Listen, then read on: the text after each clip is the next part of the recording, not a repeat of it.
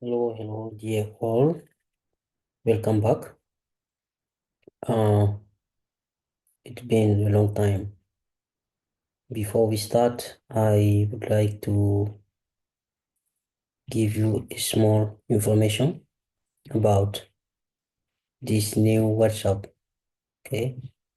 Now I am in the Netherlands, and this is my new number. Okay. So as I said, the email is not changing, but the phone number WhatsApp can change anytime. Okay. Now I live in the Netherlands, and this is the new phone number, the new WhatsApp number. Okay, thank you very much. So let's try to uh, make some progress in our class, Foundation Engineering.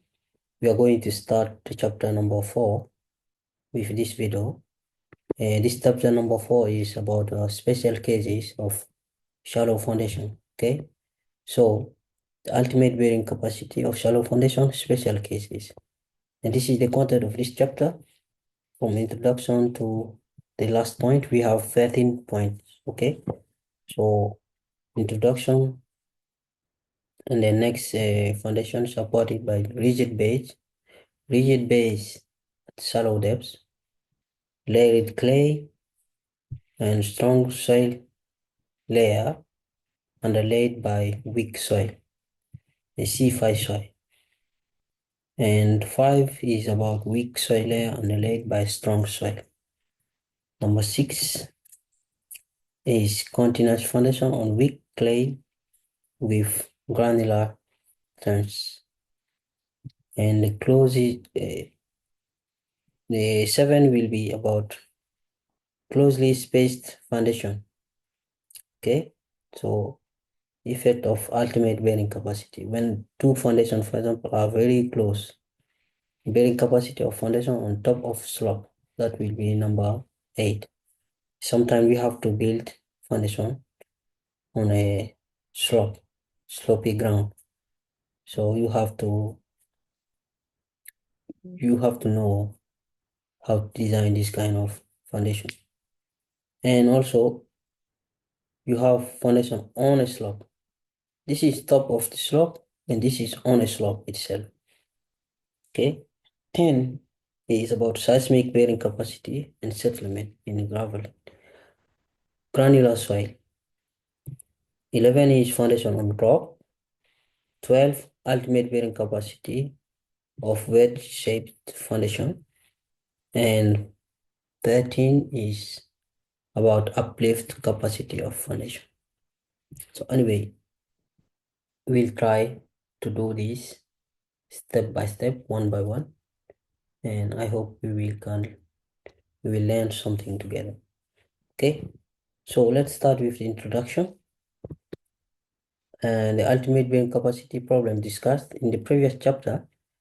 As you know, or you might know, it was based on some assumption.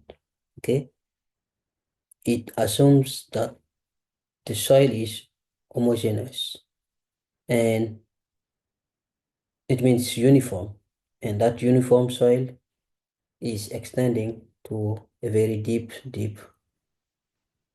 portion of the ground. Okay, that was the biggest assumption. Without this, all the formula, the equation we did in the previous chapter would not hold. Okay, and it also assuming that the ground surface is horizontal. Okay, so that was assumptions in the previous chapter, bearing ultimate bearing capacity. But we all know that actual project, actual construction site, sometimes you don't have these conditions. Okay, in practice, these conditions are not always there. You may have soil that is not horizontal, or soil that is not uniform homogeneous. Okay, so you sometimes come across rigid layer at shallow depth. It means at the top, at the surface, maybe have relatively soft layer, and just if you go just a little bit deeper, you found a very rigid soil, sometimes rock. So in that case, the previous formula discussed in the previous chapter cannot be applied. Okay, and sometimes you have soil with varying shear strength property due to layering, different soil layers. Okay, maybe they are not too rigid. For example, you may have two soil layers. They are not too rigid, but they have different properties. So in our cases also, you may need to build on or near slope, on a slope or near a slope. Okay, and sometimes you need to design for your foundation to resist uplift forces. So when we have this kind of problem, the previous equations in the previous chapter cannot be applied. And sometimes also in seismic regions, there are some country where we have also earthquakes. Okay, so the effect of earthquakes induced loads must also be considered in these countries. Okay, so this chapter number 4, special cases, will try to cover all these. Okay, the chapter will present method for evaluating bearing capacity under these specific conditions. Okay, that was introduction. And number 2, we start with the first case, the first specific case. Okay, I put part 1, but there will not be part 2. The only part for this case, number 2, is only this one. So we will talk about foundation supported by soil with rigid base at shallow depths.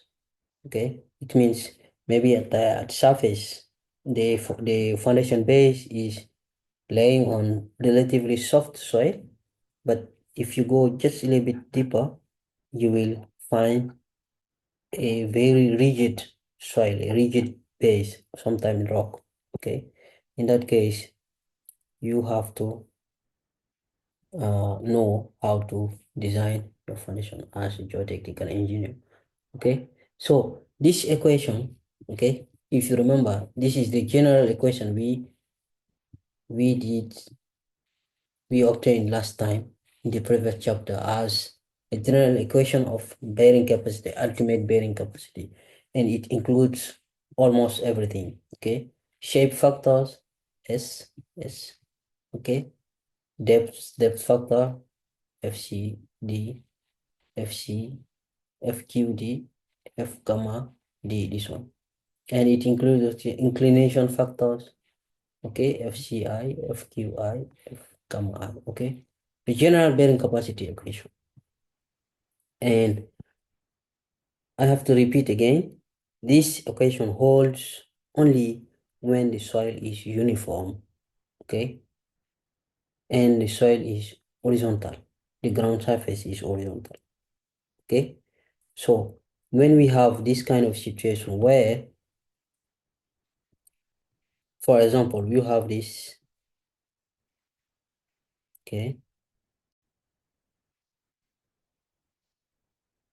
this is typically the how the soil deform on that foundation. Okay, we will start first for continuous footing, because if you remember in the previous chapter also we started with continuous footing, and we came up with some shape factors and so on to obtain the bearing capacity for square and circular foundation. Sorry, so if you check how the soil is deforming. Sorry, this is just one side, okay?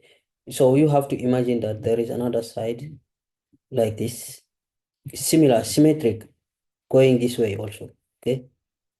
Yeah, but anyway, this is how soil, the deformation under the soil is how it is happening. And you can see if we consider this D as depth of this shell, this line. Okay, so this is a very important phenomenon because if the soil is uniform, the soil under the footing, you see footing with width B. If the soil here is uniform, then you will obtain this kind of thing, this kind of deformation. It will expand freely. Yeah, but if you have a rigid soil layer, a rigid layer here that will not be easily deformed, then you cannot have this kind of deformation. Okay, so if we take this figure, please forget this first.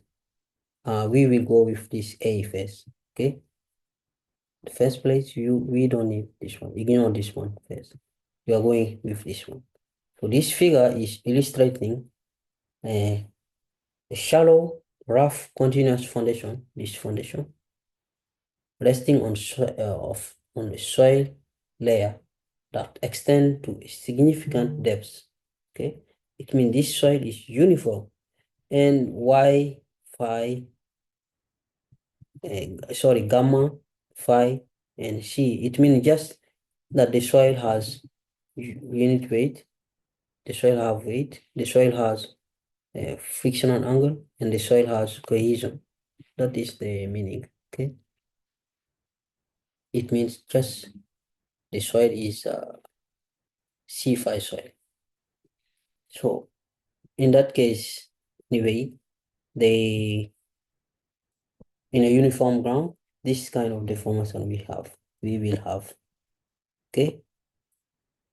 So in this case, if we ignore depth, the effect of depth factors, this equation we have here will be simplified to this simply. Okay. So you can see that the foundation is not, the load is not inclined. Okay. We can ignore the inclination factor. And also, it is strip footing, as we say, continuous foundation. Okay. So we don't need the shape factor, FC, this kind of shape factor. We can ignore them also. And also we said we will ignore the depth factors.